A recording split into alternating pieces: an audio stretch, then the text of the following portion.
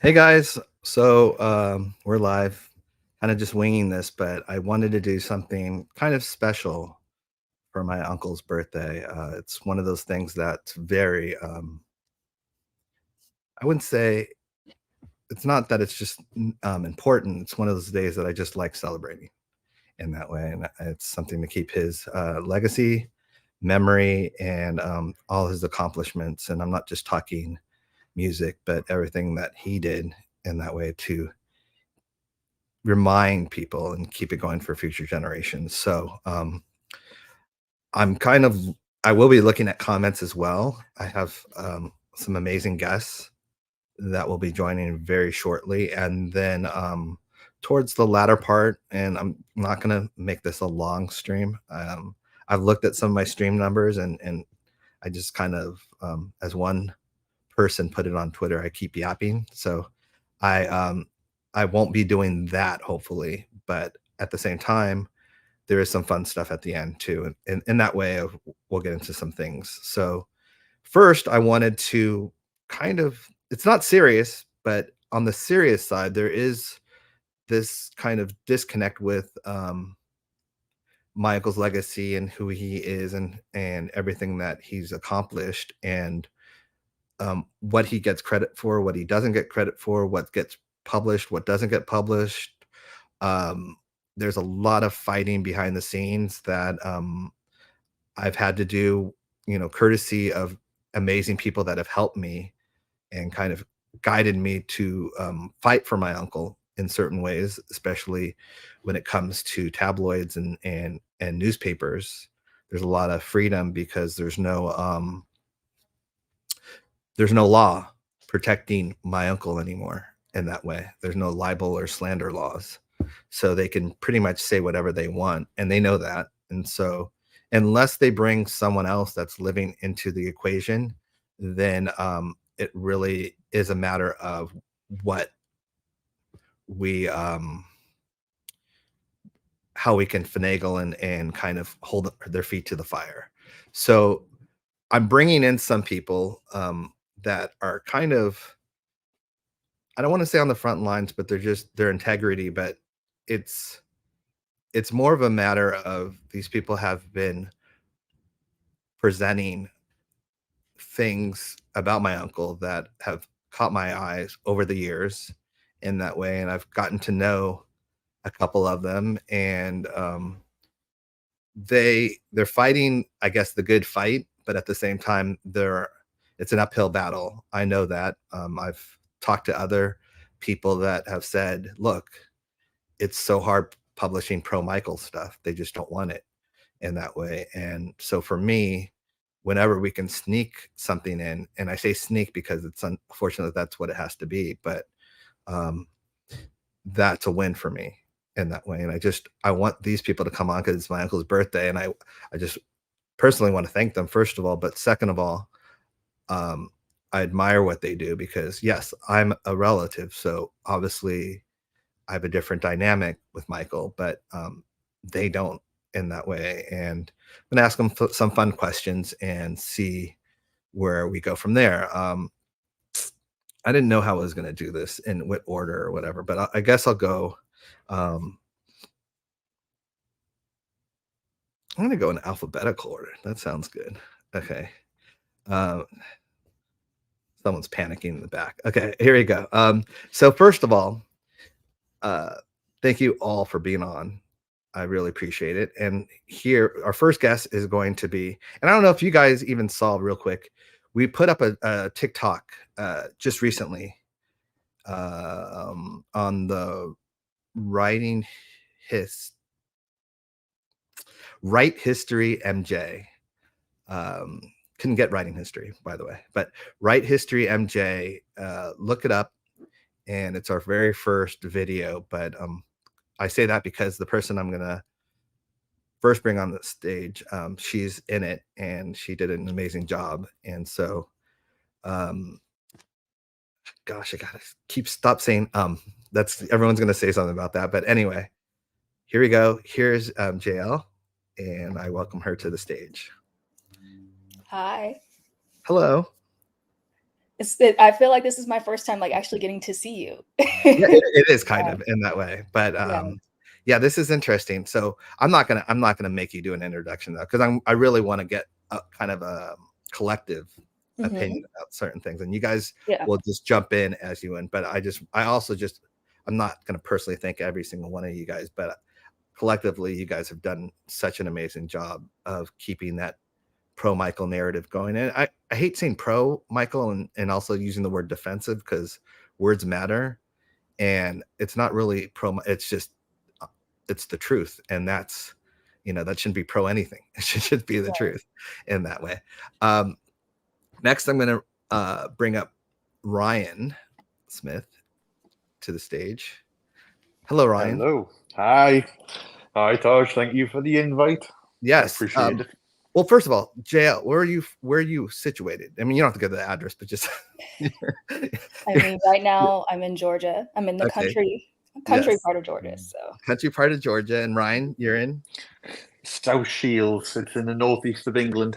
Okay, so we got some travel going on here. And Yeah. then last but not least, I'm bringing Joe Vogel to the stage. And I've known Joe pretty corresponding wise. And I've been lucky enough to read a couple of his books. I have them here as well. And I asked him to sign some of them because that's how much I admire this man. But bringing him onto the stage too. Hello, Joe. Hey, Taj. Good to be on with you. Yes. And where are you, Joe? I am just south of Salt Lake City, Utah. All right. All right. So we got, yeah, we're global here in this way. Yeah. But first of all, for me in general, like first of all, I hated English class and that I was not good at it because I just couldn't write very well. But so I admire anyone that writes well in that way. And you guys not only write well, but you have a way of connecting with people in that. And I not only is it important, but at the same time, in a atmosphere where there's so much Michael negativity, and luckily it's changing, it's turning around. But what I admire about all of you guys is you guys did this when it was at its worst in that way. And Joe, you were probably one of the first articles after leaving Neverland that came out that really helped. And I say help, but helped me in that way. I had lost a lot of faith in the media in that way. And I don't know if you know the importance of what you do and did in that way. It just, because I'm a family member, I see things, see things burning around me in that way.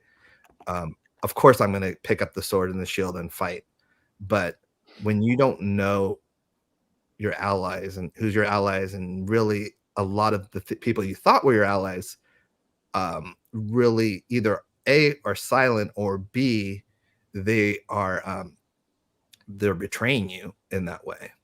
It's very hard. And so that's the first thing I want to say to Joe is just, thank you for that article in that way. It really did. I know from the fan point of view too, because it was referenced a lot. It really did help in that way. And Joe, just so you know as well, because Joe's he can't be on for long, but I got a lot of books on Joe right here. Some signed, some not, but and they're amazing books, guys, as you know, in that way.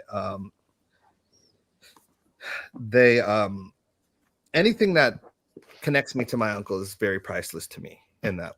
And I can honestly say that since he's been gone, every year gets harder and harder to connect with him in that way. I've have so many incredible memories, but as years go by, memories fade. And so, first of all, the not making it too serious. What, and we'll start with you, JL. What is your what? Okay, I'll do the second question second. What how did you discover Michael Jackson? I think I discovered Michael. I see. I'm a '90s baby. I was born in 1994, so I discovered Michael through my parents and my grandparents, who would play him a lot. in like the car, at the house. My dad had a videotape that had like Motown 25. That's when he recorded it, like Motown 25. So that's how I got my introduction to Michael. Wow. So it's like, yeah. That's so, I mean, it's kind of interesting, just generations in that way, and that's the testament, obviously, to Michael and Joe. I'll go to you, but you already know that because you've written books about it. In that way, the testament of Michael's longevity and obviously, Man in the Music, which that one. But then I love the Earth Song one because that's a very special song to me, but also to my uncle. It was as well. So, how did you discover Michael Jackson in that way? Yeah, so I was growing up in Northern California, and Michael. So I was born in '81. So of course, Michael dominated the '80s. So if you were a kid in the '80s and you weren't a fan of Michael Jackson, then something. Yeah, exactly. In that way. So I mean, but I discovered him kind of on the back end of the '80s when I was like 7, 8. I remember finding the VHS of a video called Michael Jackson, The Legend Continues. Yeah. And it just kind of blew my mind. He seemed like this kind of otherworldly creature. He was just so mesmerizing to watch. I remember seeing the Motown 25 performance. So he really captured my imagination. And then I think just, based on my age, as I got older, I started to realize the kind of depth and meaning of his music. And so then by the time, I was an adult and I was thinking about this idea of writing a book on him, that was the impetus really, is just like, look, there's these other artists, the Beatles, Dylan, Springsteen, U2, that get a lot of critical attention. And why doesn't Michael Jackson? Because there's actually a lot there to explore. And that was, for me, it was like, I grew up with his music for sure, but I felt like he was the type of artist that merited that type of serious, in-depth exploration. He's, obviously one of the most influential artists of the past 100 years. So yeah. And your books really help that scenario in that. It's a shame because I still see people online that don't even realize his songwriting ability in that way. I mean, I know on Spotify, the top 3 songs were songs written by him in that way. And that is a testament to his songwriting ability in that way. But I think people do that also to shortchange him. But we'll go to you now, Ryan. How did you discover Michael Jackson? I've been asked that question so many times, and yet I still haven't got the right answer from my memory. But I can recall earliest memory dancing, mimicking him from Bad. I just remember the Bad song and leaping off the sofa and everything, and just trying to be like him and everything. Yeah. And I would say it's Moonwalker. I think the film Moonwalker. I think I had it on VHS.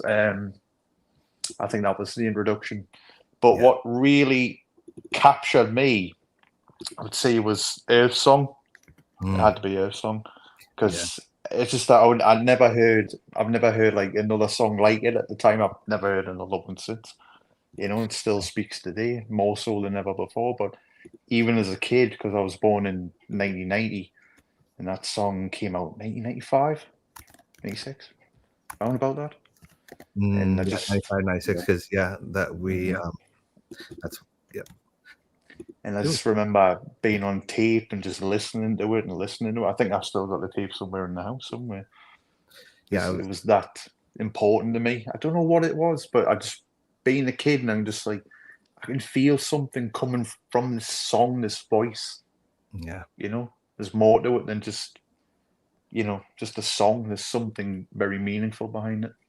Yeah, definitely in that way. And when it's weird because certain albums I got a little sneak peek to, and the other albums I like heard it like everyone else heard it. And Earth Song was one of those songs that I heard it like everyone else heard it, and I was just so amazed. And we were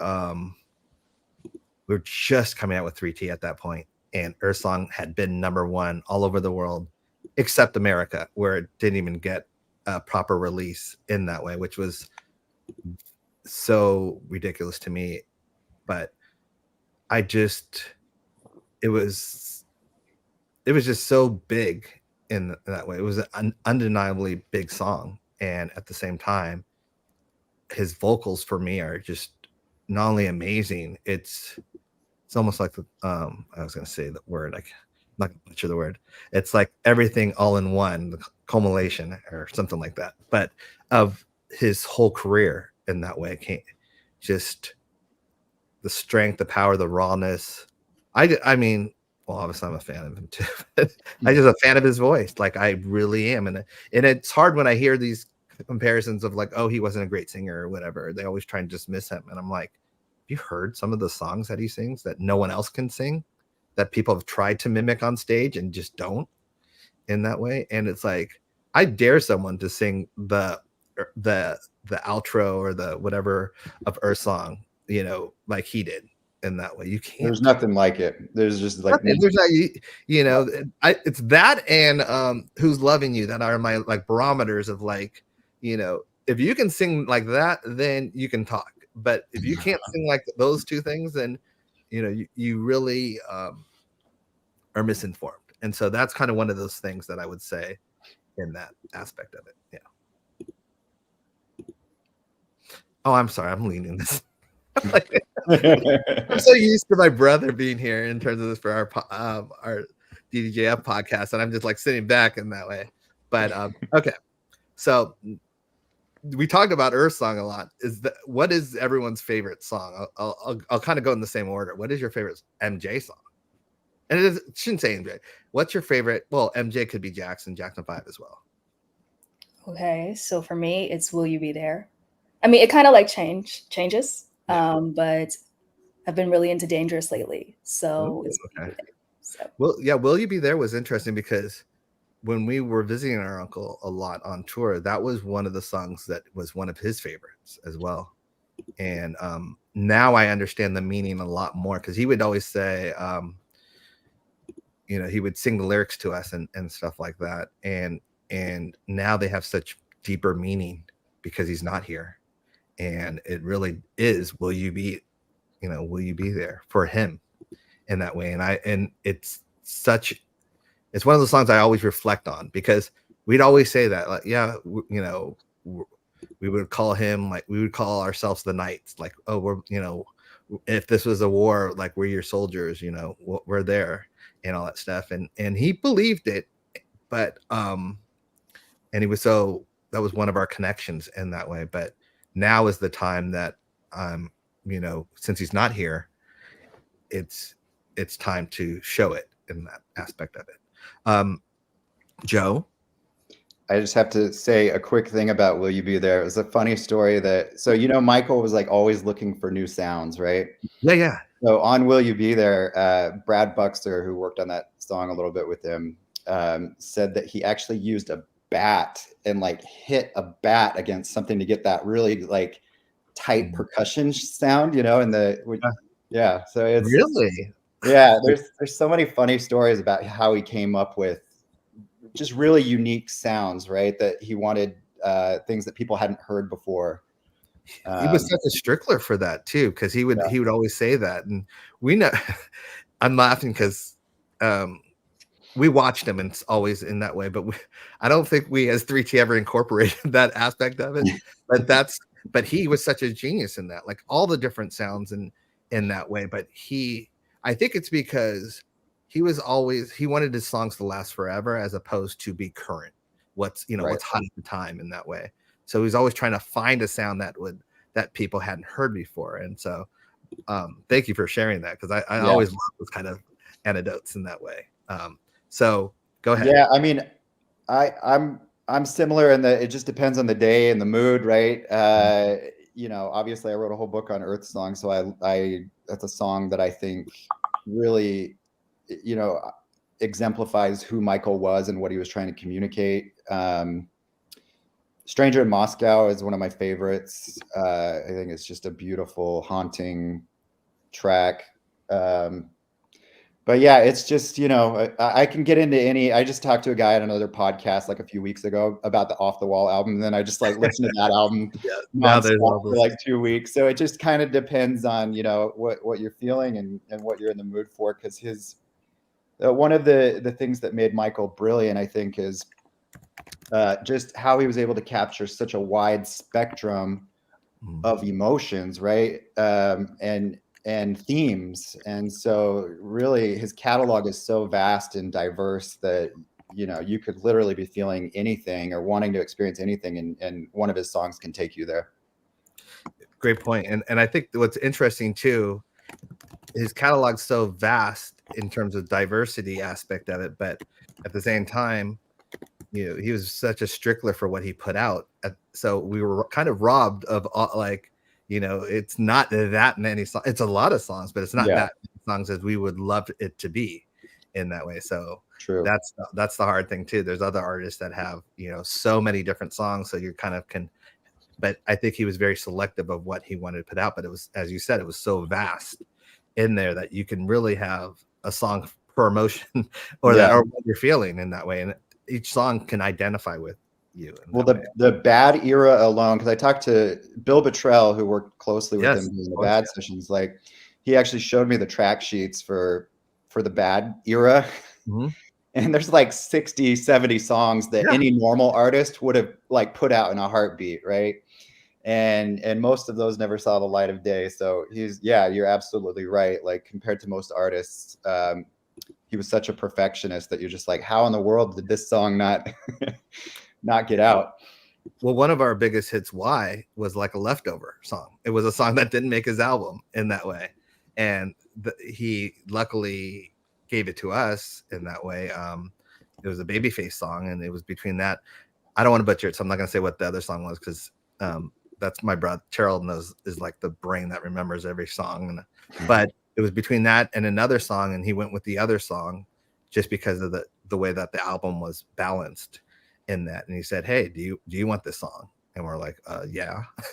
And he's like, okay, I'm going to keep my vocals on it. And we're like, yeah. So it was really cool in that way. So the background vocals, you know, he kept on it. He hadn't sung lead on Why yet. And so that's why we don't have his voice on Why for lead in that way. As interesting. But he did come into the studio and do the outro part, the last line with us. So that was nice. Cool. So a lot of great memories in that way. And he was, I think, as you said, like a lot of the songs, especially songs I'm now discovering, are songs that are some of my favorite songs because they're new in that way. And they also have a lot of heart to them too. When I say new, I mean new to me in that way. Like, What a Lovely Way to Go in that way is like a song that I'm just like, I love that song in that aspect of it. Much Too Soon is a song that I also love because we listen to a lot of John Denver, Fly Away and stuff like that with him when he would teach us about songwriting. And I can hear not hints of Much Too Soon, but I can hear influence of everything he taught us, whether it was David Gates and Brad, you know, I can hear all those influences in songs like that aspect of it. And so that's why it connects to me in that way. Yeah. All right, Ryan, you're up. I would say, I mean, I agree with Joe. I mean, you can look at the discography and I can't decide. I mean, I'm literally going through my Spotify right now. I'm like, what do I like the most? And it's like what Joe said. It's like you have to be feeling something, like an emotion, and you go, that's one of my favorite song, Man in the Mirror, or even back in the day, like Music and Me. You know, it just depends. I mean, it's just how you're feeling. Like one day in your life, if you're feeling melancholic, you know, it's just such a wide range of emotions and feelings. It is. And you can't decide. It's very hard for me to decide. It is hard to decide. I mean, people have asked me, I honestly can't narrow it down to one song, and I refuse to. So I made you guys do it, but it's a trap. It's a trap. It's a very good trap because it does change for me as well. You know, I'm a big fan of Man in the Mirror, but at the same time, I was talking about Earth Song, you know, in that, and I can go all the way to like I Want You Back is still one of my favorite songs because it's almost like the one that kicked it off in that, and it's like the way that song plays. It's just as James Gunn said at the end of the commentary for Guardians of the Galaxy, he's like, the perfect song to end his movie because it leaves the audience leaves happy at the end, because how can you not leave happy after that song in that way with Baby Groot dancing to it in the credit. So I just think that that's the thing for me in general, is just watching those kind of things and learning those kind of things, but learning about my family. Now, Joe, I know we're pressed for time a little with you, so what I want to do is just kind of, I'll ask you a couple questions in that way. Sure. In that way, what was, I know you know, writing a book is kind of, you know, they're kind of like babies in that way. Do you have a favorite book that you've written? And it doesn't have to be Michael in that, because I know you have other books that you've written in that way. Well, I don't know. It's hard to say, but I will say that the first edition of the The Man in the Music, was a big deal, in part because of what I was saying, which is that, you know, there hadn't really been a book like that by like a mainstream publisher, and it was a hard sell. Like we got a lot of rejections, and we had actually people that were pretty blunt about like, well, we know Michael Jackson has a lot of fans, but they're not the type of fans that like read serious explorations of his work, right? And so it was a matter of like really convincing them to take a chance, right? And we finally found a good publisher to take a chance on it, and the book did really well. And I think it kind of started to shift the narrative a little bit. And then obviously there were a lot of other things around that same time, like the Spike Lee documentaries, and you know, Michael was starting to get taught at some universities, and there was really this kind of nice wave of a different kind of story about who Michael was as an artist, as a person after his death. And unfortunately the Leaving Neverland thing kind of, you know, I mean, for me, that was such a, to be honest, like disillusioning experience, because I saw a lot of my colleagues just join the herd, basically. Yeah. And it was surprising. It was 10 years after his death. I thought there had been a major reappraisal to that point. And all of a sudden people with just, I think what surprised me was like the laziness. Yep. And then just the herd mentality, just people, you know, because obviously to write a book, you have to do so much research. You have to talk to so many people. And so I had done that for the first edition and for the second edition. And then suddenly these people that really had no knowledge, expertise, context, anything, were jumping so quickly to judgment.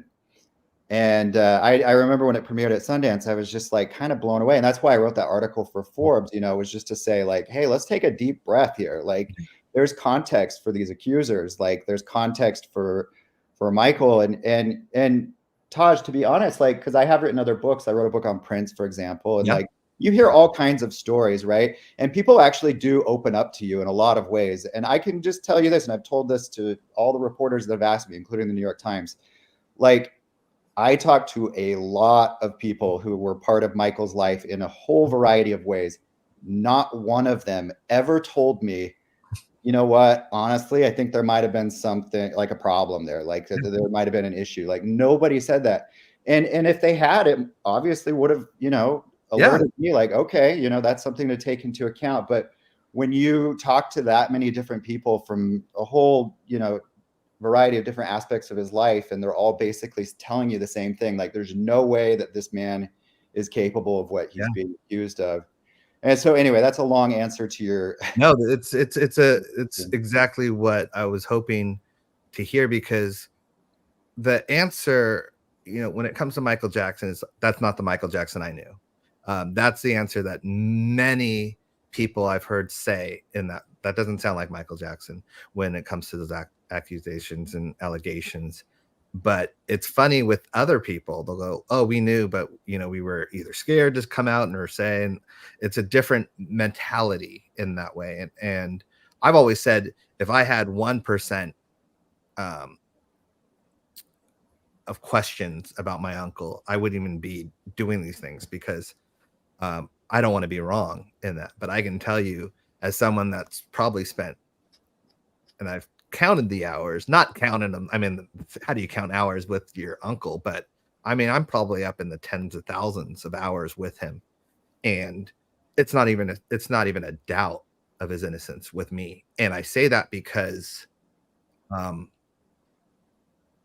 he was probably one of the most famous people in the world, and scrutinized and recorded and filmed and all that stuff, and having security around him all the time in that way. And when everyone's saying the same thing, there's merit to that aspect of it. And it really did hurt me as well to see a lot of people, the herd mentality, as you said. That was the thing for me. A lot of my, I don't want to say heroes, but people that I looked up to, you know, join the herd in that way, without even, you know, just because it was, I don't want to say the word trendy, but because it was a movement in that way. They wanted to be part of it. And that was very devastating, because I took it personal for me, because I'm family. And so it's almost an attack on my grandma. It's an attack on me. It's an attack on my daughter at the time, and now daughters, in that way, because it hurts all of us in that. And so that is why I also, when you came on, I thank you, because you were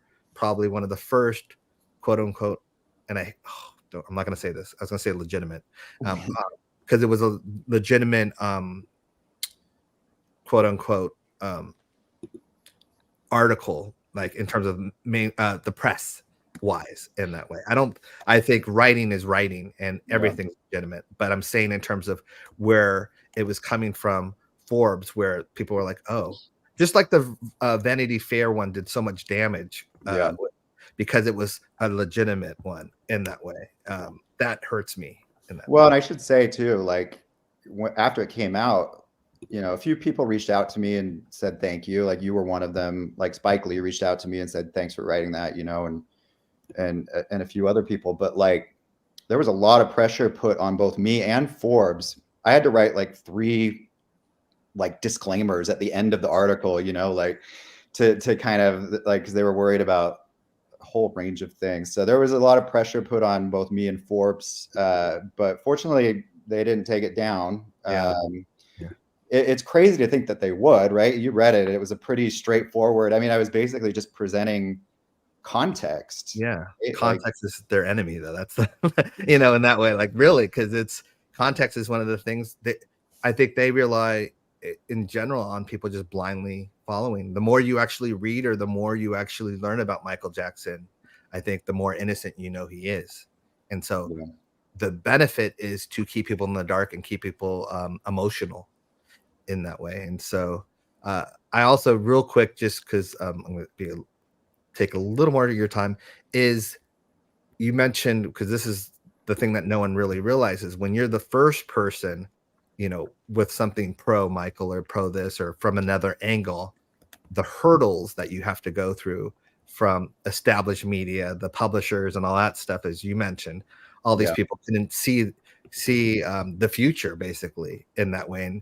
And so, because I think a lot of people don't understand that when you're out in front, a lot of people, you'll hear a lot of no's, and it's so obvious to you. You're like, look, there's a market for this. I know there's a market for this, but they don't see it. They can't envision it, and until it's done. And then they're like, oh yeah, there is a market for it. And then copycats and stuff like that. But explain a little more that frustration aspect of it, of going through those different, because for you, I know you, now we look at the book in that way, and I know you were very confident with what you did and very happy with it. And to have these publishing companies and other people not see it or not get it, or because I know that's part of this whole thing with it, is they see one thing of Michael Jackson, and that's all they can think of that sells. No, I think, you know, I'm stubborn. Me too. And you have to be persistent. If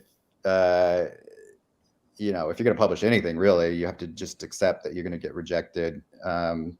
And with the book, especially the first edition of Michael Jackson, like I knew that there was an audience for it. I knew it was kind of a, you know, a new way of kind of presenting him and exploring him as an artist. And so I just try to be persistent, you know, and just keep pushing and try to, you know, the other thing is just you try to get as much of it down as possible so you can show. I mean, even with the estate, you know, I initially they weren't on board with it. So I just was like really stubborn. Stubbornness helps a lot, you know, in that way. Yeah, I just had to keep pushing until you know, I mean, you only need one yes, right? And so that's kind of my mentality, is just if I believe in something, I'm just going to keep pushing until I get there. Good. Yeah. I know I just wanted to thank you for being on, Joe, in that way, because we're going to kind of shift gears in that way, but I really appreciate you. I think that first article for me in that way, really, I don't think you'll understand it in that way. And that's why I reached out afterwards, because it takes a lot of courage for anyone because not only are you releasing them, you're also putting your name on the line in that way, and you're subject to attacks, as everyone knows. Anyone that's pro Michael, or when I say pro Michael, just pro the truth in that way of who he was or is, there's all this negativity that can swarm to you in that way, especially people that are uninformed. Yeah. And so that's why I always appreciate people that have that courage in that way. And that was one of the things that why I wanted to do this live stream, was to talk to people like you in that way, that is not only fighting the fight, but is the information, the knowledge and stuff that we're getting from your books and stuff is invaluable to me as well. Because yeah, I spent a lot of time with my uncle, but I still learn stuff. You know, I love that aspect of it. And that's why, you know, I love your books and stuff like that, is because I love learning more about them. It's almost like fitting that little piece of the puzzle in that way. So I appreciate that, Taj. So I just want to thank you for coming on. And we'll be talking some more, Joe. Anyway, okay, yeah, got some stuff coming. So yeah, we'll be talking some more. And I'll try to be. I'm going to jump off here, but I'm going to try to listen to this while I'm driving. So I'll be interested to hear what everybody else says. So, but it's been a pleasure. I really appreciate you having me on. Cool. Well, thank you so much, buddy. Okay. All right. Well, hello, guys. Yeah. Hi.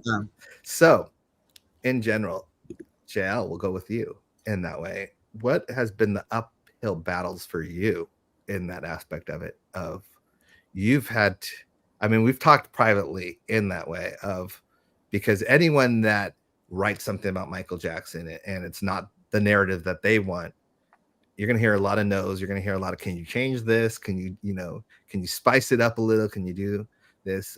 I'm dealing with that on my, I'm stubborn, as Joe said, and I know you have mentioned your stubbornness as well, and your willingness to walk away from things. Yeah, I think we have to be like that, because we're you can't compromise when it comes to things like this. When it comes to Michael Jackson in that way, and things might take longer, but that's one of the reasons why you do it, is because you want to do it right. And so, can you give me without getting in trouble, okay. Can you as well tell me a couple of things in terms of your uphill battles?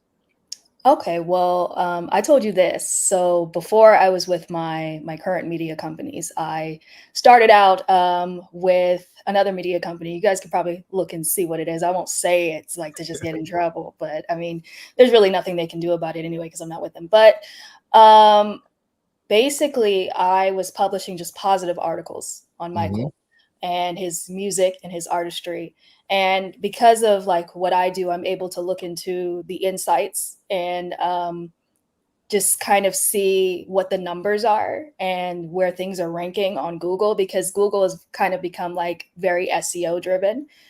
So I noticed that all of my articles on Michael were not showing up on Google. Ooh. And I was just basically like, okay, well, when I write on this artist, that doesn't happen. When I write on that artist, that doesn't happen.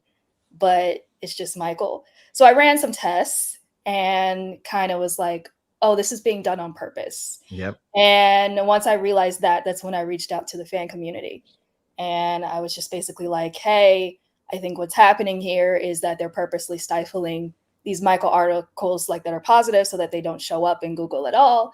But I think we can beat them if it gets enough traction to where like they have no other point, like no other way but to like just promote it and put it on their site. So that's kind of where it all started. And then I had been saying for a long time that I wanted to put a series. I do the series independently on Medium, because basically I don't want the interference from like mainstream media to. I don't want them to talk about anything because I'm not mincing any words, I'm not biting my tongue here.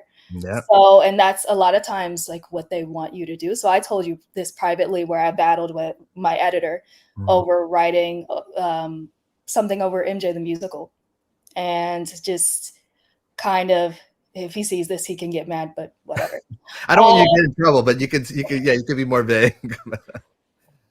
I mean, he knows who he is, but it's he kind of was, very concerned, and according to him, he was a Michael fan, but he didn't want to rock the boat. Yeah, and that's where it's most disappointing, because you would think, that being a fan of Michael, you kind of are aware of all that aspect of it in that way. But go ahead. I don't want to interrupt, but at the same time, that is important to know that a lot. When Leaving Neverland came out, there was a lot of quote unquote MJ fans that wrote articles about Leaving Neverland in the positive space, and I was like, and I was like, are you doing it just to get ahead now? So go ahead. I want to let them know. Right. So basically, like what it came down to is I had written on other artists that, and I firmly believe, I firmly believe in Michael's innocence. But there are, artists where it's like their questionable behavior has been confirmed. Yeah. And I'd written on them. And so I said, well, if you don't run my Michael story, I'm pulling this story on this person, this story on that person, this story on that person. And I was serious. I said, I will never write about them again.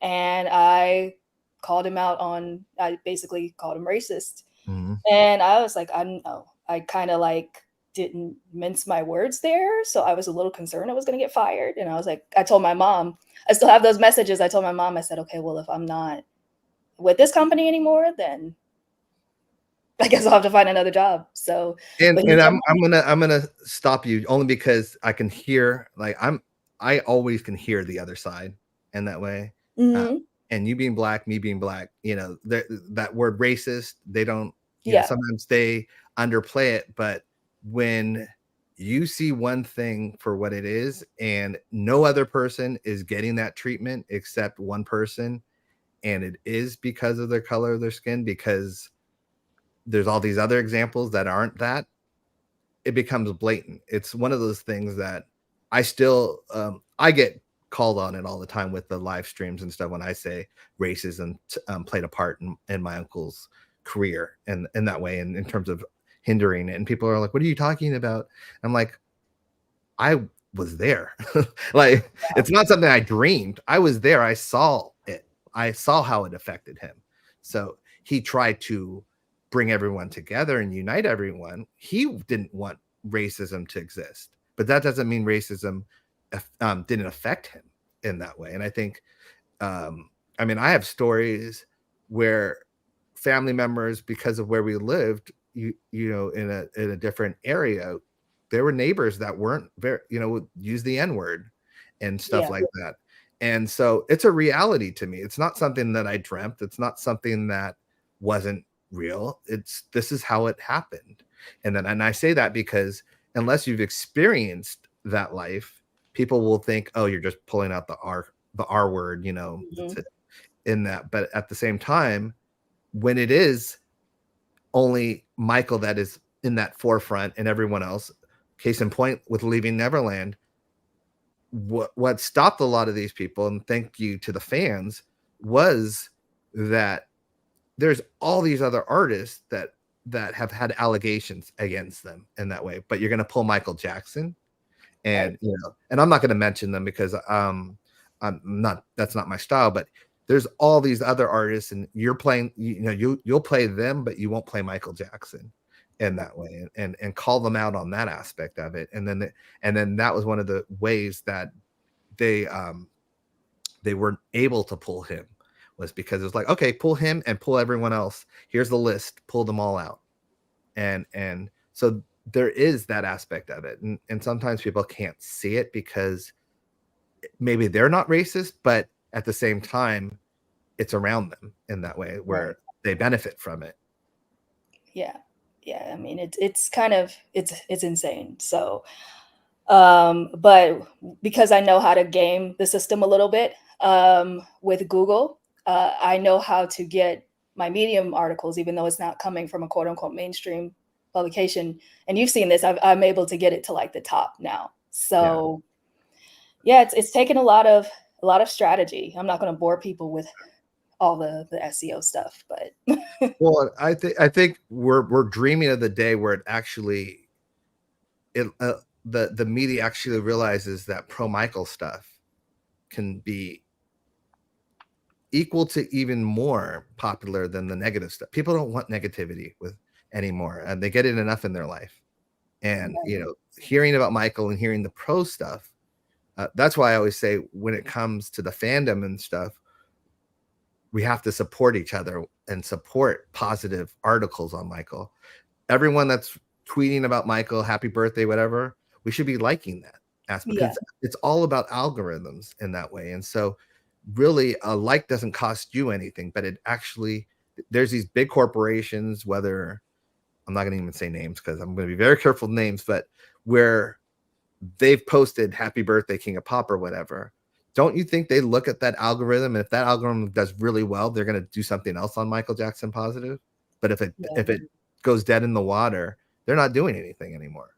And so that's why I retweet certain things, because I want to encourage them. Look, there's a whole market out there of people that know the truth about Michael Jackson and want to celebrate him. Right. Well, I mean, I'll let you guys in on a little secret. Mainstream media is really struggling right now. That's why there's so many layoffs. There's so many, they don't, you know, there's so many other ways to get, you know, your content. So, and there's content creators, there's blogs, there's people starting their own websites. So it used to be back in the day, like you had no other choice but the mainstream media. Yeah. And now there's other options, and people are kind of doing it and doing it better. So, and you mentioned options, and so someone did ask, where can we see your work? I know you've mentioned it right when you started, but say it again, please. Okay, so my work is on Medium. I normally tweet it out. I don't know if there's a place where I can, if I join the chat and drop it in, can I don't know, but it's just on my, Medium. And if you want to go to my Twitter, while you say that. If you want to go to my Twitter, like it's my last name, Rucker, and then my first name, Jael. So Rucker JL. I post every Thursday, and I'm eventually trying to turn this into a book. The book is going to be free. So, but I'm trying to get it out there. Nice. Hold on. Let me see if I can do this. This is where TJ usually, so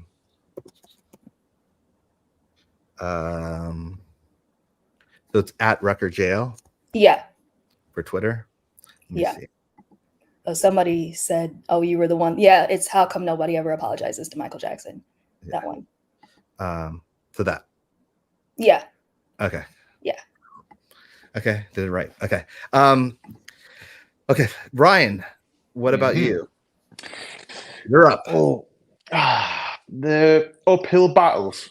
Yes, in general of publishing, and then also I'm gonna add to that as well, and then Jay, I'll come back to you.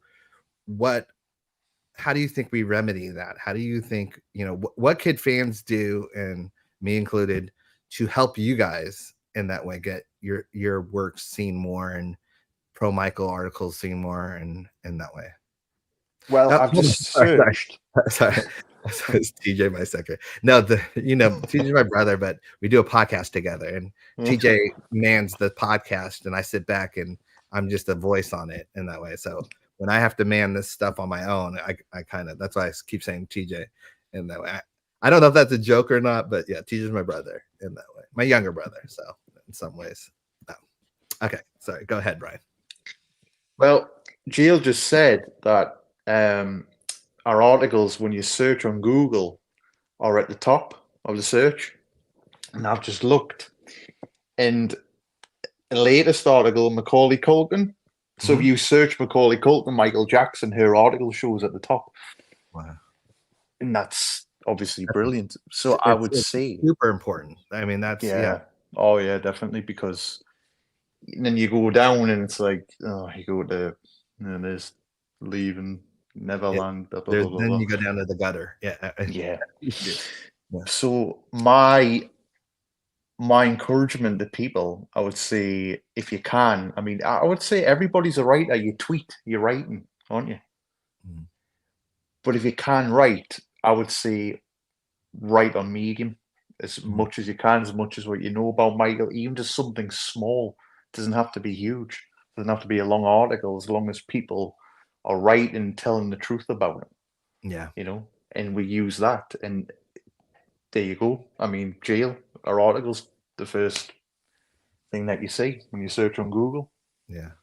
You know, and they're very informative and great articles anyway. That helps, and that was one of the reasons that I reached out to both of you guys in terms of I keep calling it Twitter, on X, way early on in that way, because both your guys' writing is got my attention in that way, and that's, I mean, I see a lot of things, and a lot of things are thrown my way, so I do appreciate both of you guys in that way.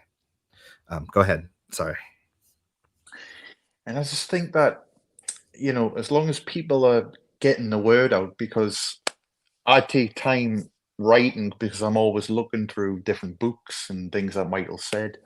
I've got an article ready to publish today, but I thought, you know, it's a bit of a downer. It's about like the dark side of fame. You know, Michael's trying to be a protector of children, which he was, you know, and his empathy from everything in his past. And I was going to publish that today, but I thought, you know, everybody wants to celebrate his life and, you know, the happiness and the joy he brought them. So I'm thinking of saving that for Mental Health Awareness Day, which I think is October. Oh, nice. Yeah. So I'm going to save that for that. Yeah. And yeah, I would just say, Taj, I would just say people really need to start writing. If you can write, then write, join Medium, get the word out, you know, beat all, you know, Google and all those. It is. I do feel like they suppress stuff. That's the craziest part of it in that way. And I can see even with what I do in that way on Twitter or X and that when I'm like, the things that come up with me, it's always like me arguing with someone. Like I'm, you know, arguing about calling Michael Jackson, you know, keeping the king of pop out of other people's mouths and stuff like that. Like those are the articles that always show up on me. I'm like, so am I just angry all the time? Because it's not, you know, I post a lot of positive stuff too, but it just seems like I'm just dog just barking in that way, because that's what the algorithm does in that way. That's what the I guess I was gonna say legacy. I don't like that word with the mainstream media. The old media, that's what they gravitate towards in that way. It's you know, can we pit this person against this person or that celebrity against that celebrity in that way? So I try not to fall into that trap, but at the same time, that is what gets pushed forward, is discourse in that way, as opposed to celebratory stuff. And so that's why I haven't been posting a lot more, is because I don't want to be part of that discourse. I'll defend my uncle 100%, but I don't want to be part of that negativity. There's so much going around. Sorry to cut you off, Ryan, but I did. Yeah. Oh, it's all right, Tasha. But yeah, I'll just say people really need to start writing. I mean, I was surprised because now I'm seeing more pro Michael articles, you know, like Medium, appearing at the top of the Google search. And Yeah. so seeing that, I'm like, yeah, definitely need to start writing more if anybody can. Anybody who's listening, you know, who will listen. And if you know about Michael and you know the truth, join Medium. Yeah. Absolutely. And Not Conscious podcast, just corporate media is the right word I should be saying in that way. Yeah. And that, so thank you. Yeah, it definitely, because it is corporate. Like basically, you have this boss or bosses that it's run up the chain, and even if a journalist wants to write something positive about Michael, it's got to go to the editor, and the editor sometimes will change the title to a clickbait title, first of all, and that's on the positive side of it, because mainly they don't want positive anything, but they'll be like, let's make a clickbait title so that people click on it. But usually it gets run up the chain of commands, and then it's, oh, we don't want pro Michael stuff, and then it gets shot down in that way. I can tell you, when Leaving Neverland came out, the hardest thing to do was get on places that we were shut out of. Me and Brandy were shut out of a lot of places because there are a lot of people working behind the scenes to make sure we weren't on TV here in America in that way. I do thank the UK, who can be very nasty when it comes to the media, as we all know, but they at least were able and allowed me to get on some of the shows in that way and present who my uncle truly was. America, not so much. There were certain ones, but it really was different. But there's also was a lot of behind the scenes antics and politics going on, which a lot of people don't see and get, but it is. I've had to learn the political game, unfortunately, that I didn't want to learn. I wanted to be naive to. It's a skill set that I have now that I didn't want to have, and that because I just wanted to be me and authentic, and I have to navigate through a lot of BS when it comes to Michael Jackson in that way, and a lot of people that are invested in the negativity in that. So that's why you guys are on, because I really appreciate you guys aspect of it. So you answered the question, because I was like, I went back. I want to get into other things in that way. I want to talk about the Olympics in that aspect of it, because did you guys watch the Olympics? Yeah. Okay. I did. I watched the clips of everything. I didn't get to watch the Olympics like I wanted to in that way. But there was a lot of MJ love in the Olympics. Right. And I consider MJ love when it's unapologetically, which it should always be. But when it's not like comes with a disclaimer, it comes with this or that, it's just out and very loud for everyone to see in that. And I really, people laughed at me. Some people laughed at me during one of the live streams I did a little while back when I said the tide was turning. They thought I was naive and all that stuff, but I can see things a lot down the road just because I'm always reading comments. I'm also in the industry. So I know certain things different than other people know in that way. And I know how also people operate in that. And so when I said the tide was turning, it's because I saw things different.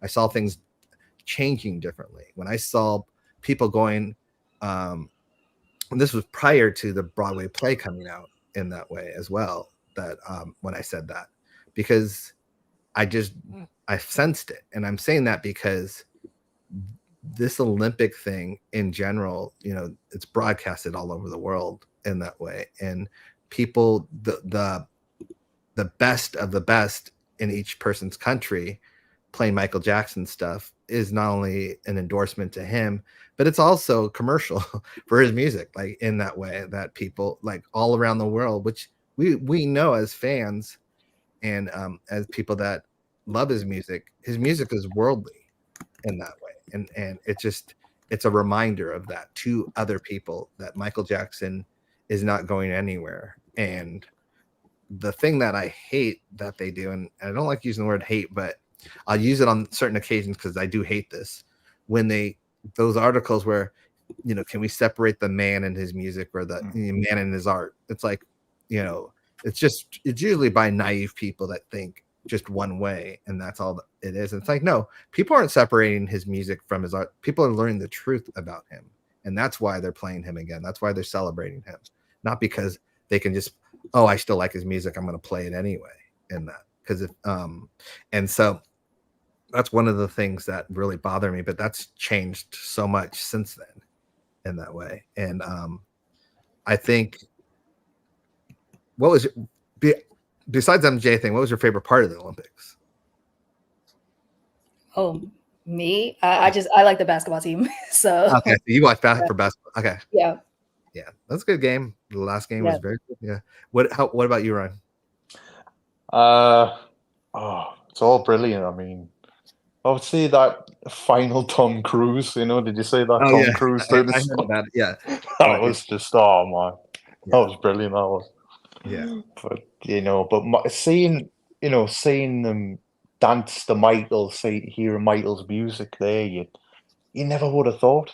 I mean, you know, like, I mean, all those years ago, I mean, you know, it's only 5 years ago, you know, leaving Neverland, but you never imagined that on such a huge worldwide stage, would you? And on a worldwide stage, and we have someone from Brazil, from New Zealand here, and Jetty Renee Lee. But I remember New Zealand was one of the harshest because of when Leaving Neverland came out. I forgot the statistics of it, but so many people saw that trash, basically. And so when I saw the Olympics and I saw New Zealand, the team playing Michael, it told me it was such a victory to me in that way. It was like, thank God they're learning the truth in that, because I know a lot of the countries that were very hard on Michael in that way, and openly hard on him in terms of when Leaving Neverland came out. And I can only commend the fans that stood by him during that time period, because it really is. It's like peer pressure to the 10th degree in that.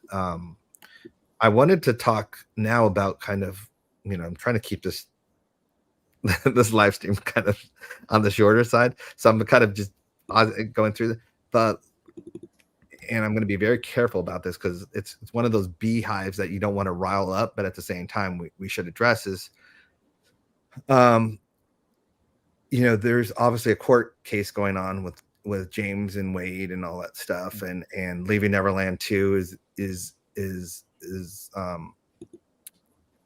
I don't even want to say a possibility, because I know a little more about it, but it's like, what frustrates me about everything like that is, like, I even have to watch what I say, because there's people online that are just dissecting every word and trying to utilize the gotcha moments and trying, like I've said, I wouldn't be surprised if I'm all over Leaving Neverland 2 is this bully that is bullying Wade and James and his family member, because it's like, because I'm speaking the truth and because I'm not going to let them lie about my uncle.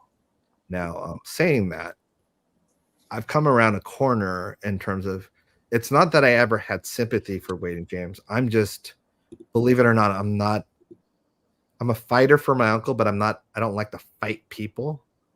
You know, my uncle is innocent, so I'm fighting for his innocence. I'm not fighting people. But over this last year, I've dealt with a lot of, I don't want to say mental stuff, but just more health stuff. And I started getting angry at Wade and James in a way that I should have been in the beginning in that way, because not only every time they show up to court and lie or try and, you know,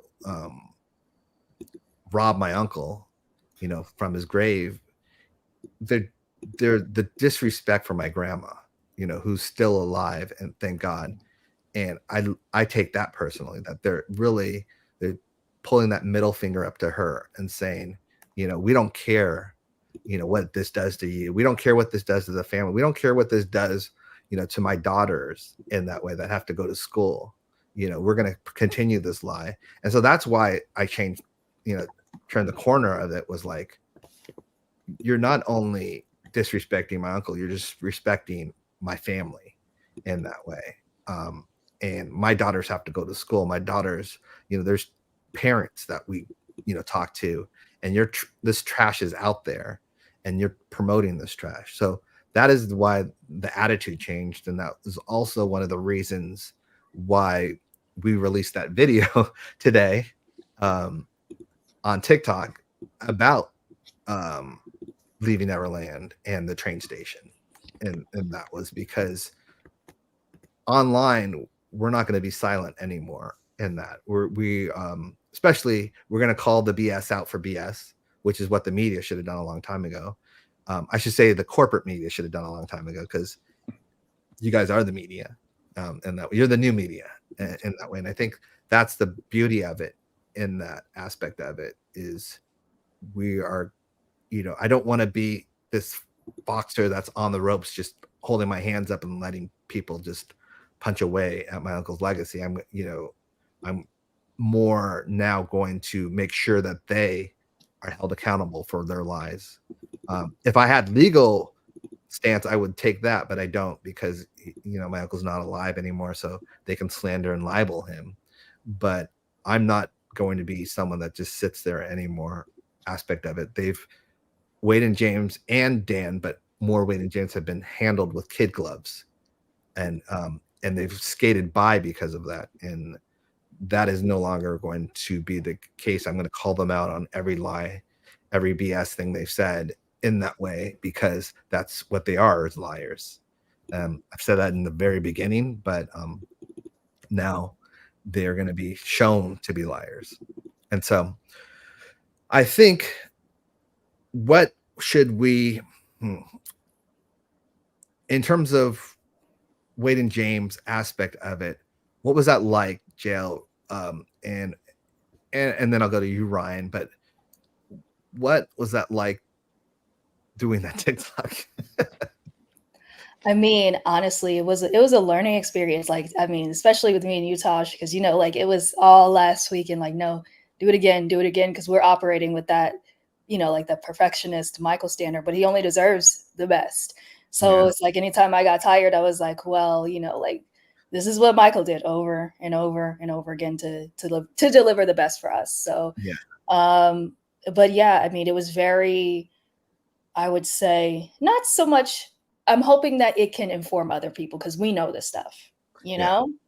That's what it was designed to, in that way. That's why it was the way it was it's really, it's for the public in that way. So when you design something for the public, it's different than designing stuff like as I told you guys, the docuseries is not anything in that tone, in that way. It's different. Right. This is a different audience in that aspect of it. And of course, we had amazing people helping along the way with it. So, and I think that's the beauty of this, is that we're all this team aspect of it. And one of the things that I learned that I can do as kind of someone that has access to everyone is, I think we need to be, watching my words, but aggressive on different fronts. Yeah, different fronts in that way, and not just the docuseries. And the online wise, we needed a bigger presence, and that's why there was a beautiful website built in that way, and now we're building up the social media and stuff like that, is because I want them to be on the defensive. I want them to answer for themselves in that way. I want them to be asked hard questions. I mean, they've lied so many times, and the judges know the truth. The judges have called them out, but the corporate media hasn't. So that's the thing. I was going to say, I'm still not convinced that people knew it was the same Wade and James, like when Leaving Neverland came out. Just like the regular person is like, do you guys know these two had their cases thrown out? Yeah. Like it just people didn't put two to two together in that way. But I don't think they well, first of all, they got like the rock star treatment when they came out. They had photo shoots, and they were on the cover of this and that, and it was just, I've never seen that before. That was like a coordinated attack in that way. And I think for us, we need to be very smart to not fall into traps in that. I mean, we fact checked it a lot. We had to change certain things because of what they would try and twist it and manipulate it to be. But at the same time, I think this is just part one of there's a part two, and then there's going to be more, obviously, and we've been working on that. But I think that is going to be simultaneous to obviously what's coming on with the docuseries and stuff like that, because they're different audiences in reality. And in that way, I think TikTok and Instagram Reels and even YouTube, it's more of a younger demographic than what most people that would watch it on a Netflix or an Amazon or Hulu. That's an older demographic in that way, and they cater to different things and different people in that way. But also, it's not harmful to have both attacks. And I say attacks because I think I told you this. I don't, even though I talk in war speak, it's not about that person, but this is a war in that way. It is a war on his innocence and a war on his legacy. And I hate that it's a war, but it is. And so when I say the word attack, I'm not, someone said, I'm just gonna start posting stuff. Because it's always fun to, 100%. If you're a victim, why are you doing a photo shoot to be famous? And that photo shoot, we went back and we looked at the pictures, and it's like, it was just really. It looked off like a knockoff boy band. I mean, that's what everyone said. It looked like a boy band. Groomed, great, slick in that way. And it's like, who's this for? Is this like, in that aspect of it? And I think what bothers me most is that they were handled so lightly. They never were questioned. It was always just a matter of fact or a matter of truth. And I was like, you're not going to question anything in that way. And so that was frustrating for me, because when I went on anything, they questioned me all the time. And that way I handled a lot of difficult questions, but I also knew that my uncle was innocent, so I didn't mind it. But so that was one of the things that I guess proactive. But Ryan, what about you? Because you were kind of behind the scenes with all this aspect of it. I don't, I don't call it an attack. It's just basic, how you get the truth out if you don't ask them questions. I mean, look at the example, your interview with Piers Morgan. Look how you handle that, and then Dan Reed gets a little bit too hard of a time. I wouldn't even call it a hard time. It's just basic questions that he didn't receive in America. And then he goes on the warpath with Piers on Twitter at the time, didn't he? Yeah. He did not like it at all. Like, he wasn't used to it. He wasn't used to it. Like, you're falling for the Jackson State hook, line, and sinker thing. Like, what? It's just the one time they get questioned, or Dan gets questioned, and it's like literally the collapse. Yeah, the collapse, because he wasn't prepared. He wasn't ready. He didn't have the answers because he didn't know the answers, and that's the difference in that way. And it's hard to defend something that you don't know aspect of it. And he hadn't done his research. He hadn't done his homework, because if he had, he would have researched those court documents and realized that they were lying way back when. But he didn't. So now it's our job to call it out in that way. And I want to go to, let's see, where am I at now in that way? Because I am. I'm not concerned. Am I concerned about Leaving Neverland 2? It's a different environment now. I think people are more skeptical in that way. I think if Leaving Neverland 2 comes out, there's going to be a lot more questions directed to them in that way, where they have to come with something as opposed to just words, and they don't have anything because there's no evidence. They have nothing in that way. They've never had anything, but their words were just enough last time around, and we weren't able to question it this time around, the tide has changed because there has. I remember when Leaving Neverland came out, and I would read comments of people like, why would they lie, or this or that, or false allegations, or blah blah blah percent of whatever of real. And I had to be very careful because that is, true. I didn't want to ruin it for people that had really been assaulted in that way. But at the same time, that statistic should have an asterisk about it, because there's a fame and fortune ingredient in that. And a lot of people that questioned, or they shouldn't question, blindly believe Leaving Neverland, some of their favorites got accused of certain things, and then they started changing their tune in that way. And I said, oh, isn't that convenient? It became from believe all victims to wait, let's hear some facts, let's wait and see, and I'm like, oh, you didn't do that for Michael, in that way. And so I think a lot more people have been kind of falsely accused. And so really what we should have done all along is let's listen to everyone, but we don't have to blindly believe anyone in that way. Yeah. I mean, Taj, can I say something real quick? Yeah, of course. So one of the things that I put in my last article is that false allegations are something that's been happening since the beginning of time. Mm-hmm. And people have been put to death over them, like Emmett Till, we can go over that. But it seems like there's a lot of stories that come up, multiple stories each year where it's like this person's been X amount of decades in jail, and now they're finally getting released because evidence proves that there was no evidence or they were not convicted. And it's like when that happens, people are always like, oh my God, what can I do? That's so messed up. It's like, I think there's both sides to it. We know that that things like this do happen, but at the same time, it's also abuse for somebody to spend years in prison, decades in prison for something that they didn't do or get put to death over it. So, which is still how certain things are handled in certain places. So it's how it's handled. And what people don't also realize is that it just doesn't affect that person. It affects everyone around them in that way. And that's where I get, when I brought up my grandma in that way, because it's weirdly, I won't defend myself ever. Like I don't look at it. That's one of the reasons why they got off so lightly, because I didn't look at it as a disrespect to me in that way, just because I do now because of my kids in that way. And I look at it as a disrespect, but, we're all affected by this in that way. I wear my Jackson badge, with honor, and I'm proud to be that aspect of it. But then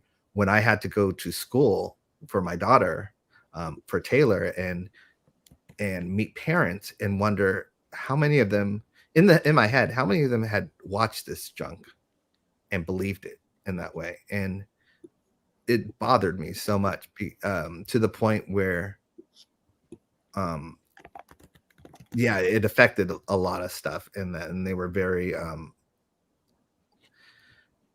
mean, I'm still dealing with that crap in that way, but it wasn't just, it just didn't affect Michael. It affected everyone that cared about him, everyone that loved him, and everyone that is family to him and friends in that way. We all got hit by that bomb in that way.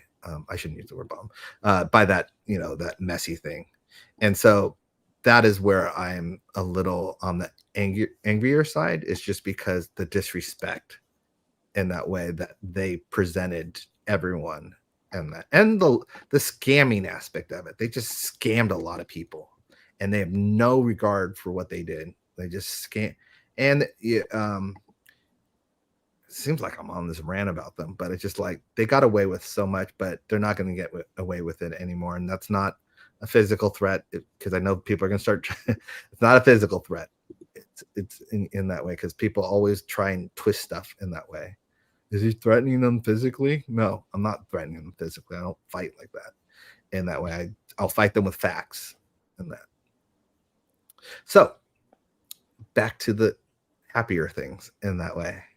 I'm starting to go down that angry rabbit hole, because I just, one of the things that I do want to say, because for me, what was really hard, I take everything in that everyone says in that way. Like I really do value people's opinions and stuff like that. One of the hardest things this year was that at some point I'd let so much noise in that. And I said this was probably I was so proud because when I was there fighting for my uncle's legacy, I felt like he was right there with me. I felt him, I could hear him loud and clear. But as the years went by and the noise happened, it's like I couldn't hear him anymore, and it scared me. It was one of the reasons I left social media for a while. Took like a couple months break or whatever, because I couldn't hear my uncle, and that was the whole point of why I was doing it, and it was the whole leading up to, you know, it was what was helping me guide me through the docuseries, was his strength, my strength, in that way, us working together, quote unquote, symbolically. But one of the things that really kind of saved me and saved that was my friend Brett Barnes. You know, we had been talking. Brett had always been part of the docuseries since day one. We formed a bond during 2005 that was weird, because when I saw him again this year, it was like nothing had passed, but we had kids now. In that way, like, we counted the years, and I'm like, oh my God, I haven't seen you for X amount of years, for 20 something years. But it didn't feel like that at all. I mean, both of us were married and happy and all that stuff, but it was just what he did and why I had to, you know, because he was always part of the project. That's what a lot of people didn't know. But why I had to give him a bigger role is because I needed him in that way.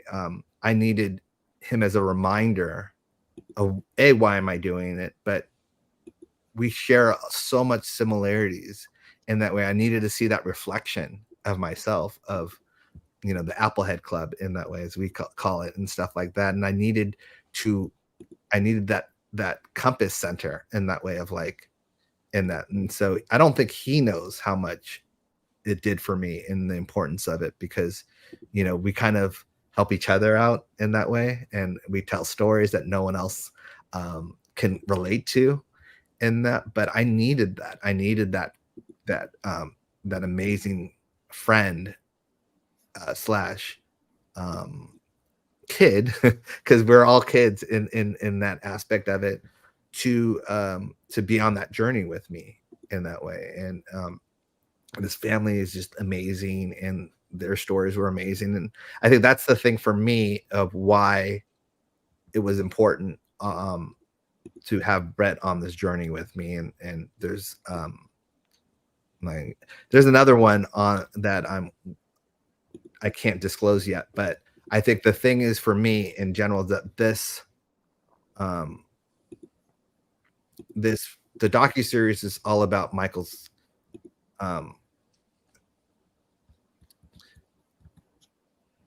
it's not sorry, because I'm hearing two different dialogues. I'm hearing what people are going to say before I say it in that way.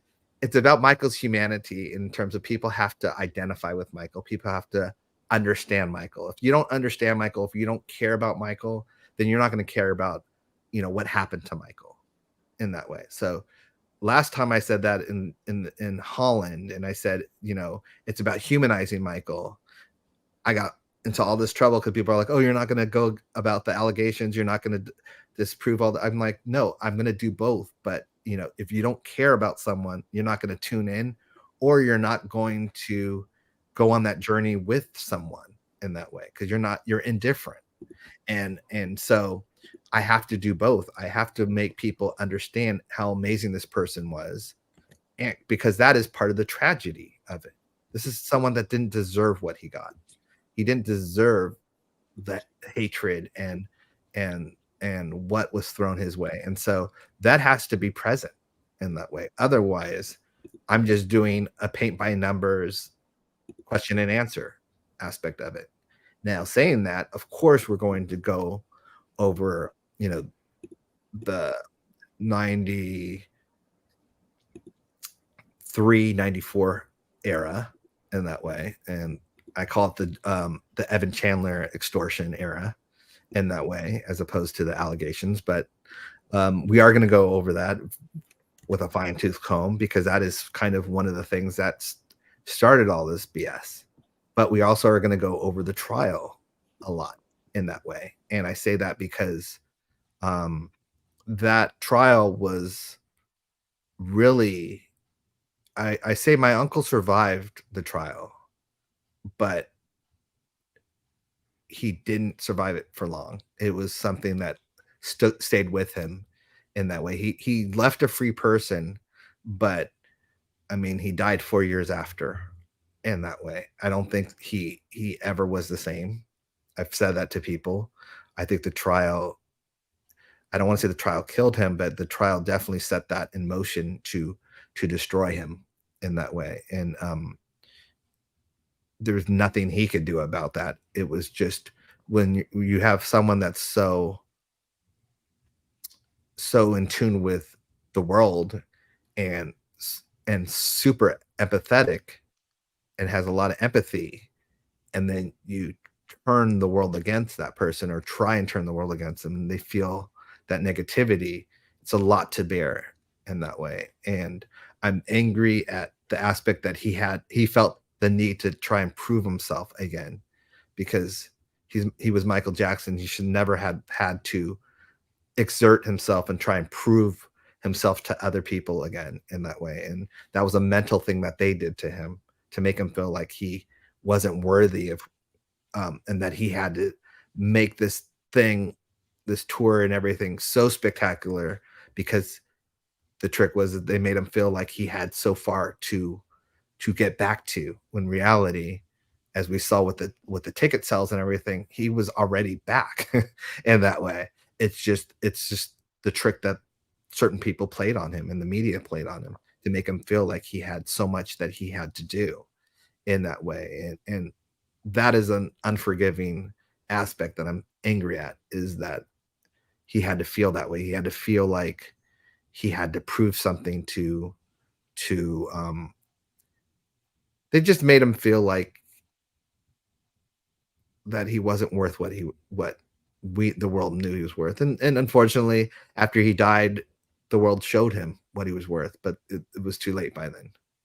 And I shouldn't say after he died, after he was murdered, because I like to use that word, because whether you want to say which degree or whatever, he was murdered. He was, wasn't something that was, the way they make it seem like it was accidental in that way. And there's a lot to unpack in that way, but let me not get in trouble. So, because I say things that then it becomes news and stuff like that. But I can stand by that. More people should have looked into his death in that way, and it wasn't as accidental as people made it seem in that way.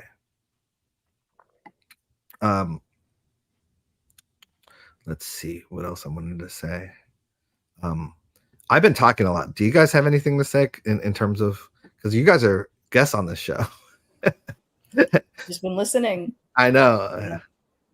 And it's hard because, for the longest time, way early, anyone from the family or friends will tell you, my uncle, they're going to murder me for my catalog. They're going to murder me for my catalog. Everything he thought was they're going to take away his catalog and publishing and all that stuff and whatever. And I always thought that he was, I didn't think the world was like that. I didn't think the world was that cruel. I thought he was a little, I don't want to say paranoid, because I did believe, that he believed that, but I didn't believe the world could be that cruel.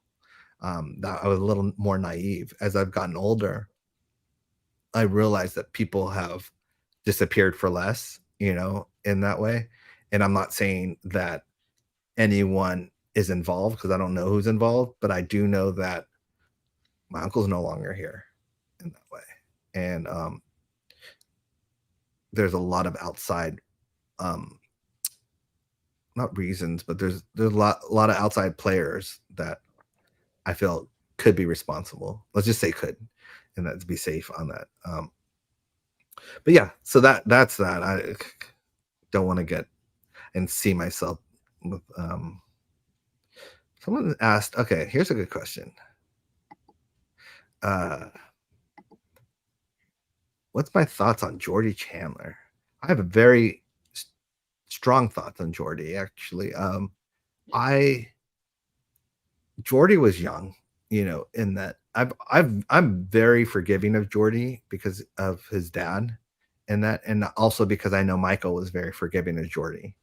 And so if Michael was very forgiving of Jordy, then why do I have to, in that way, hold a grudge against Jordy? I do think that his dad, which is why I called it the Evan Chandler thing, was dad was the mastermind behind it all, and he was kind of a pawn that had to, that was, I don't even say the word manipulated, forced into it. There's a reason why he emancipated himself afterwards in that aspect of it. And so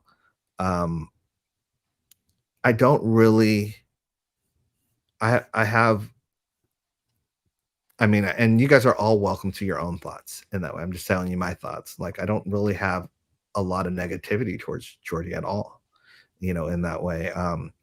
I welcome him to speak out. I wish he would in that way, and let everyone know the truth. And hopefully, he's not scared out of that aspect of it. But I do believe that he will one day speak out on Michael's innocence. Okay. Okay, I think I did. Yeah. And I think it's very interesting that Jordy, whenever the opportunity is presented to bury Michael, he never does. For all the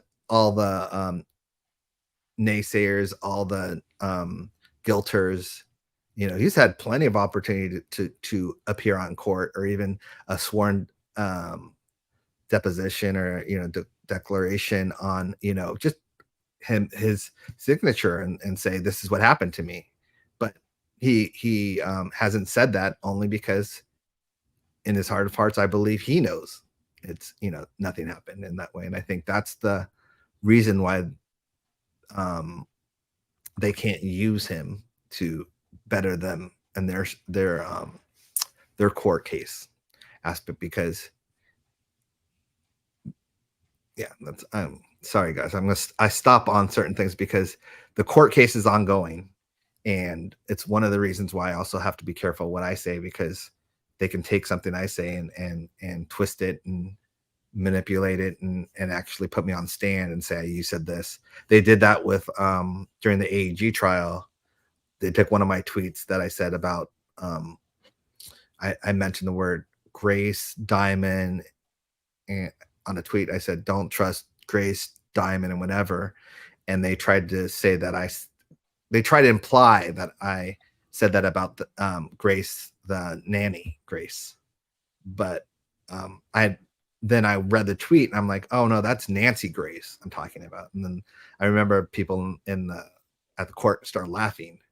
But they do look through your tweets, they look through your live stream, they look through everything to try and get that gotcha moment and catch you on certain things. So it really is frustrating. I wish I could speak more freely and just kind of let you guys just know what I know, but I can't right now.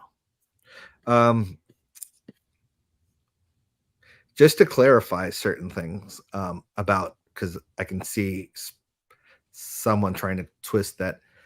I don't honestly know who's behind my uncle's death in that way. So I'm not implying anyone, because I don't know. It's a sore subject for me. I don't want to investigate it in that way, because it's not how I choose to remember him. So I'm celebrating his life and more of his accomplishments. So I haven't gone down that rabbit hole, because it would probably upset me. And so that's why, but I just say that because I don't want people pointing fingers at other people because I didn't say anything, just to start throwing names in there aspect of it, because I don't like doing that, especially if I don't have facts behind it. Okay. What else do I want to say? What else should, while I have you guys on, and I'm sorry, I did do a little monologue there in that way with you guys. I'm seeing some of these questions and people are asking about that.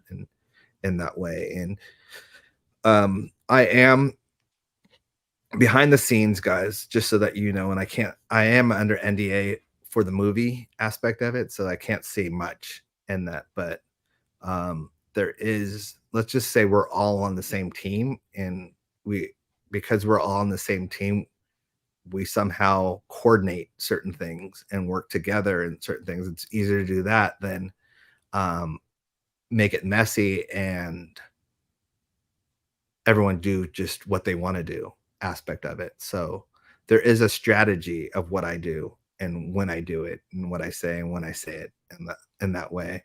And I look at the movie as something that could be very huge and should be very huge. I think it's going to be great. And I say that because I don't ever want to work against the movie in that aspect of it. If it's something positive for Michael, I don't want to work against anyone that is doing something that's positive for Michael in that way. So I have coordinated with other people as well in that aspect, but because I am under an NDA, I can't be as open about the movie other than saying my cousin's amazing, which you guys will hopefully see soon. And I don't know when the teaser's coming out. I think they're smart not to tell me in that way. They tell me a lot, but they're smart not to tell me when the teaser comes out, even though I've held a lot of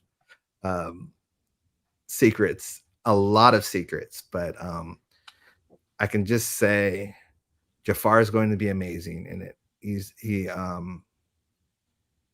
He was, I don't want to say born for the role, but I don't think there's anyone else that could have played the role than Jafar. And I will say he was born for the role because he was in that way. He used to, when he was a little kid, he used to study Michael tapes and Michael video and Michael concerts and stuff like that. And not only does it show, but just watching my NDA, from everything I've heard and from what I've seen with my own eyes, there's no doubt he's going to be amazing in it. So excited for everyone else in that way to see what I've seen in that. And I do commend them for being so fair with his portrayal in that aspect of it, because it could have easily went the tabloidy way in that. And now, granted, I haven't seen the final edit and anything like that, but from what I've seen, you guys are going to be very happy in that way. So that's all I can say about that. I'm looking forward to seeing more. And I think between that and the docuseries and the others, there's a lot of documentaries coming out in the next area in that way, pro Michael stuff. So it's exciting time, guys, in that. Now I welcome all of them. I know mine's different in that way. I have people that are in it that are completely different than what other people have in that way. And it's a different perspective. I say that I'm someone that was in the inside, speaking out. Well, most people are on the outside looking in. And that's how I view it, is I was privy to a lot of stuff that other people weren't in that way. So I just have a different angle in that aspect of it. And I welcome others in that. And it's been hard because I'm so off the game of interviews in that way that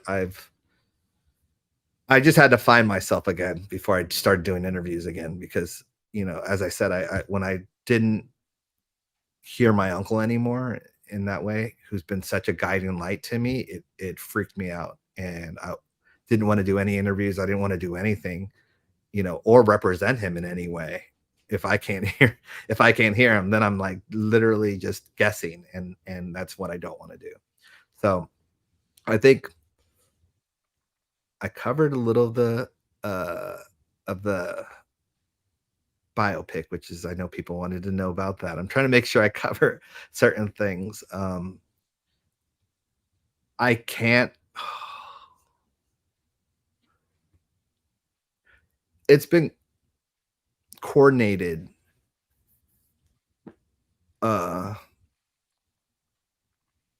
coordinated about when my thing will be released and when the movie will be released. Let's just say that aspect of it. So I don't want to say I'm at the mercy of the biopic, but I'm respecting the biopic's space as well, and rightfully so, because I don't want to distract from it, but at the same time, it is two different projects in that way. But I do think that both of them not only can exist at the same time, but they both have their own lane. Let's just say that. And so we're very cautious of not being overbearing on the other person's lane in that way. So I will always do, even if it's not best for my project, I'll do what's best for Michael in that way. And I meant Michael, my uncle, not Michael. Whatever's best for Michael is what I'm doing in that way. And so that's the only answer I can give of when date wise, because I'm still understanding that aspect of it. Now, what else can I talk about? Because I'm privy to a lot of things up that are in the pipelines that I can't say, and so that's the thing too. Aaron Carter, first of all, someone just mentioned Aaron Carter. I just want to tell you guys, Aaron Carter.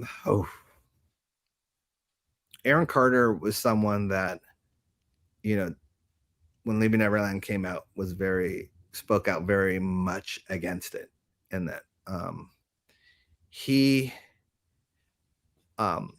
was someone that I really, behind the scenes, I DM'd him a lot and thanked him for his strength, and he was very much like, I got Michael's back, anything for Michael, really genuine and supportive of Michael, and even when they tried to twist certain things in general.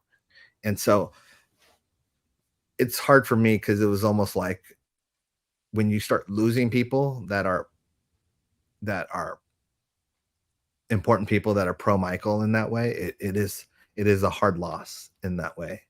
I didn't personally know Aaron that well in terms of hanging out with him or anything like that, but in terms of the support for my uncle, it stung a lot in that way, and learning more about him and what he had to battle and deal with, made me even more sympathetic towards him. So that's what I'll say about Aaron, because it's unfortunate when I don't get to know people in that way, or only through DM and stuff like that, because I feel like I was cheated in a certain way. I wish I would have met him and got to know more about him. Okay. I think what else? Okay, I think, yes, and Ron Newt, someone said. I do want to mention that, because as well. Okay, I think, guys, I've gone over what I wanted to go over in terms of what I'm just strolling. The chat is going really fast in that way, and that's why I get to pick certain ones, because if it slows down a second, I get to see something. But one of the things that I want to say is just with this whole thing, and thank you both for being on, because we did this kind of last minute. I knew I was going on, but then I'm like, I need, what I think it was I will say it was the yapping comment on X that made me go, oh man, like, do people just think I yap for that long? That's all I do. And it really hit me. And because I think I yap. And so that person saying that, it was a little on the rude side, of it, saying like, oh, is he just gonna yap for 3 hours? And but then there's some truth to certain things like that aspect of it. And I said, okay, let me make this a little more directional in that way. And some people that I would want to see on in that way. And so that's why you guys are on, is because I wanted to see you guys on, especially with the whole social media online stuff that we're doing, it's important aspect in that. And from the articles that you both have written that have done so well, and in not only the avenue that you've released it in, but also in the fan community in that way. So I just want to thank you guys for A, putting those out, but B, you guys are relentless too in that way of what you guys write. And you write a lot faster than I would, because but as you also saw, like the slowness of things, that what things take in that way. And I'm doing this on the side, not the live stream, but the social media aspect of it, because my main focus has always been the docu-series aspect. But we wanted to make sure that the first one was something that was fun, light, but at the same time had a little sass to it.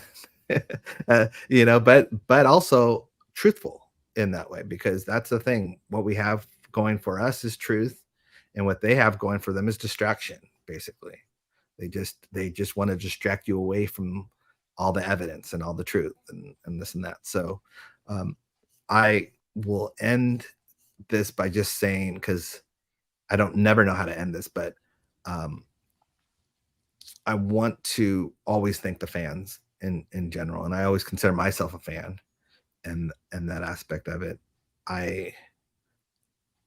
I'm a family, so I always, and I did say to my uncle that we would always defend him of his innocence and stuff like that aspect. And we said that in 95, 94, 95 era. We said that in 93 when we visited him, but I'm saying in 95, we said, I think it was in London or whatever, we bumped into him, but why I'm saying all of that is because I am so proud of his legacy, but I'm also proud of my family's legacy. But you guys don't have to defend him. You choose to defend him in that way, and sometimes to the criticism of your own family, sometimes to the to your own friends making fun of you or losing friends. And it's the truth is never an easy journey in that way. I've A lot of people know I've dealt with a lot of health issues since I've been defending my uncle. It's because I don't know how to shoulder some of this stuff. And as much as I used to be the person that things used to flow through me, and like water, but you put enough poison into your system and not everything can flow through you. And I think that's the thing. And I've had to learn that balance, because I do want to be here for my kids. I want to see them grow up and stuff like that. And so I've had to put a little priority into that aspect of it, and not just be, because you wake up and you read social media posts, and especially how ugly and toxic it's gotten, and it's really just feeding yourself poison all day in that way. And so I've tried to balance it with the light aspect of my life, which is my kids. And the reason I'm really doing all of this is for their generation and the generation after. And so that's what it's that balance of purpose versus, the past aspect of it. So that's been the hardest thing, is just because I did, turn 51 recently, and it reminds you, I'm past the age Michael was in that way. Michael was 50 when he died, and I've outlived him, which is crazy, because I never thought I'd be in a world without him aspect of it. And so that's where we're at with it. And I do really want to thank everyone. As I said, look, you guys, all I can say is next year is going to be a very, very, very good year to be a Michael Jackson fan. The other people don't know that now, but they will learn that aspect of it. And it's almost like that you being at a club that others are going to have to catch up to in that way. And you've always been there, and you've always known. And the corporate media is going to have its knives out for the Michael movie and for writing history in that way. There just are. It's just because that's habit in that way. But once they see the positivity, once they see what it does, and once they see, some of them are going to be able to change and ride that wave and do the positivity with them. Some are going to be old and not realize it and get left behind. So that's what I have to say about that. So thank you guys again. It's been a journey in that way. I haven't even looked at myself. Yeah, shirts. Not being vain in that way, but I appreciate all of you guys, and thank you, JL. Thank you, Ryan, and Joe, if you're still listening. Thank you. You guys have been really a great, not only resource, but a reminder to the fans in that way. Your articles, which get quoted, and especially gaming the Google system helps as well, because it does matter where you place in that, especially if people, the younger generation or new generation, is going to be curious and look up something. It matters what the first couple links are in that way. And so I do appreciate that. Oh, I had one more thing that I wanted to, let's see if I can do it really quickly, because it really, we're talking about health and all that stuff, and I just want to show you guys something.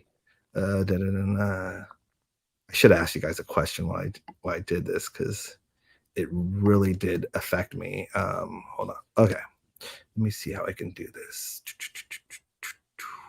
Okay, let me do it this way. You're gonna hear my computer sounds going now because I have to do it quick. Dang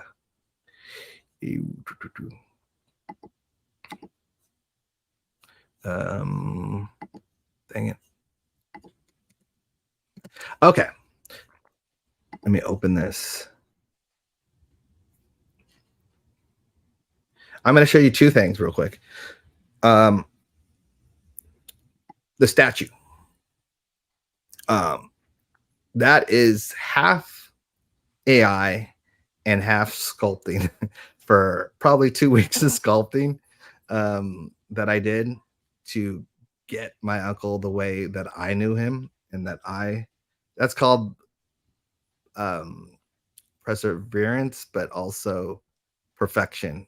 And that I wanted to make sure that I captured him. I had done one that took 2 weeks, and I sent it to a couple people, and they said that doesn't look like Michael.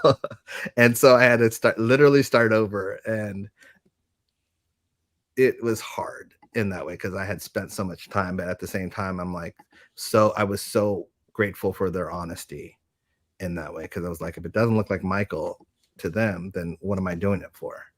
In that. And so I had to, and basically what I used, because people have asked this on Twitter and stuff, what I used is this as a reference, which was Michael's visit to Ronald Reagan. And first of all, I love that outfit. That's the Grammy outfit as well. And when people ask me what is my vision of my uncle, what I see, this is like, I close my eyes, I see this Michael in that way. That's because that's an era that I was kind of old enough to know his significance, but also old enough for it to be, I guess, wedged in my brain aspect of it. So that was kind of the image that I was going off of in that way.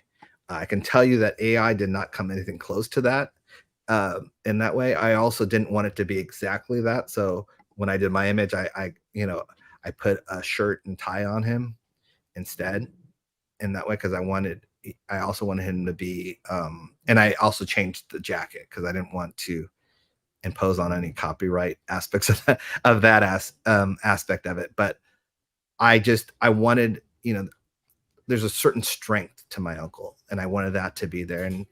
And growing up, hold on one second, guys. My wife just got home, so I got to alert her in that way. But there's a certain aspect to, it's very late now. There's a certain aspect to his strength. The bronze statue reminds me of Neverland, but it also reminds me of Pettit, which was our house. It also reminds me of Havenhurst, which was where he lived. It reminds me of just him in general. We so many stores we'd go to, and he would show me these bronze statues that he liked, and so I always knew I wanted to make something like that for him. It doesn't exist. I wish it exists. One day maybe it will exist, but for me, I think this is. So I'm going to wait for the garage to close in that way. But this is one of the reasons why I picked this picture. I don't even know if you guys can still hear me. Okay.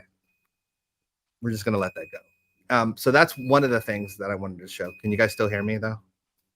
Kind of. You heard what I said? Or was I just? Okay. That was one of the things that was very important to me was this statue, because I wanted to see something that signified my uncle. And this is just kind of, it's part of the project. It isn't the official, cover or anything like that. It's just something that visually, when I see that, that's who I see. I see someone that from generations on will last forever. And I wish this statue existed, because I would want to take a picture by it in that way.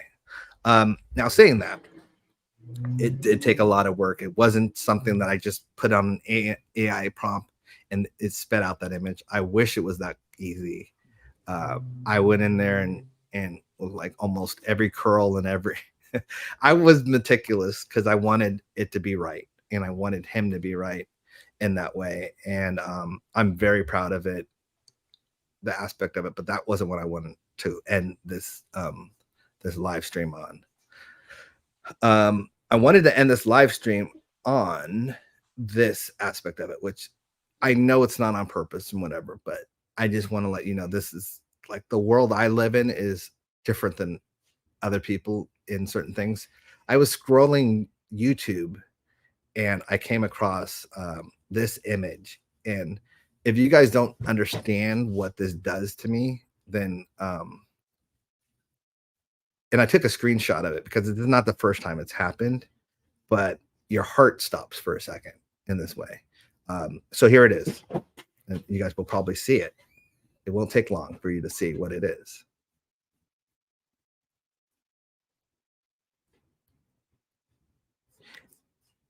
And yeah, for me, that it not only is it painful to see, it's kind of cruel. I don't know who does that and makes that and thinks that's cool to do, but I don't think people realize that people can see that, especially family members in that way. And I'm not saying send hate to this person, whatever, because I've seen other ones in that way. So it's not just this one.